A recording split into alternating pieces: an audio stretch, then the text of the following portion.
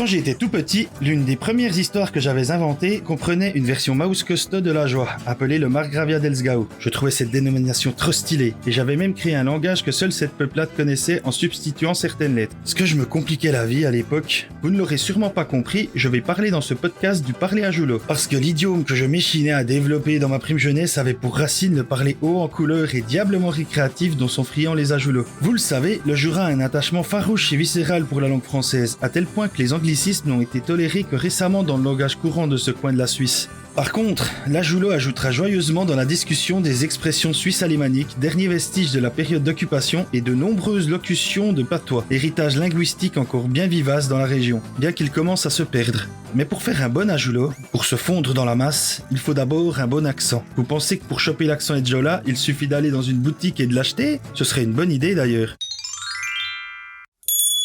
Bonjour Madame Fassenberger. Bonjour Monsieur le vendeur. Qu'est-ce que ce sera aujourd'hui? Eh bien, mon fils aimerait bien un accent Ajoulo. Vous me pouvez me faire ça? Vous avez de la chance, Madame Fassenberger. Je viens de recevoir une palette entière de air tout frais. Ouh, magnifique. Laissez-moi y goûter. Superbe teneur en bouche. Vous m'en mettrez 300 grammes, s'il vous plaît. Je vous mets aussi une louche de propension à manger l'évé. Excellente idée. Tant qu'à faire, vous me rajouterez une pincée d'accent aigu pour remplacer les graves à la fin des mots. Et voilà, Madame Fassenberger. Je vous emballe tout ça dans le petit rose. Ensuite, il faut ajouter un bon paquet de locutions de patois. Le bon Ajoulo essaimera dans sa conversation un nombre succinct de patoiseries qui lui permettra de se faire reconnaître en société. En voici un petit florilège.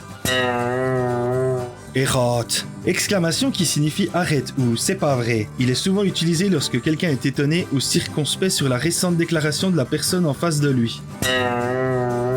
Solivet, expression qui veut dire comment ça va. Il existe une variante plus courte. Évé. T'es bœuf, mais t'es crépieux. Littéralement, tu causes, mais tu crois qu'il pleut. Locution généralement utilisée pour faire comprendre à quelqu'un qu'il se fourvoie ou qu'il parle pour ne rien dire, est également utilisée par les Ajoulots en dehors de leur mère patrie pour faire croire aux étrangers qu'ils parlent très bien patois. Quachtevour, peut être raccourci en quachte ou transformé en quachte bedgel, signifie tais-toi donc ou tais-toi voir. Un bedgel est une pipelette, un bavard, son synonyme est jazou. Beuillou s'utilise dans la phrase « Arrête voir de mater cette béchnate, espèce de gros beuillou » vient du verbe « beuiller » qui veut dire « surveiller, épier », est utilisé de manière souvent péjorative concernant quelqu'un qui veut tout savoir ou qui regarde intensément quelque chose. Béchnat, ce mot qui veut à la base dire fillette a sensiblement évolué pour désigner le genre féminin en entier et spécialement les jeunes femmes célibataires. On m'a dit qu'il y avait un sacré paquet de béchnat sous la tente du FC Queuve. Quenmachu, insulte la plus utilisée de ce côté des rangiers. On peut le traduire par corne au cul, peut être changé en une version moins vulgaire. Quenmadobe. Enredji, enragé, énervé, franc fou. C'est aussi le surnom des ultras du club de patinage local. Il y a aussi des surnoms donnés aux habitants de chaque village. En voici quelques-uns. Les Tchè pour les Fontenay, les Chakoué pour les Brezaucourt, les Tiessé pour les Queuves et bien sûr les Edjola pour les Ajoulots. Je reviendrai sur ce sujet dans un prochain podcast.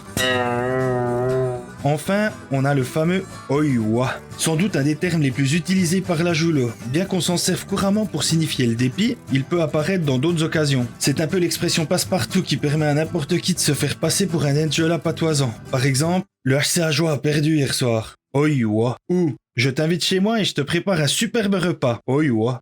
Ensuite, pour parler comme un Ajoulo, il est nécessaire d'ajouter des termes suisses alémaniques transformés à la manière locale. Voici quelques expressions. Stöcker, jouer aux cartes. Eh le Tiessé, tu viens stöcker, il nous en manque un quatrième.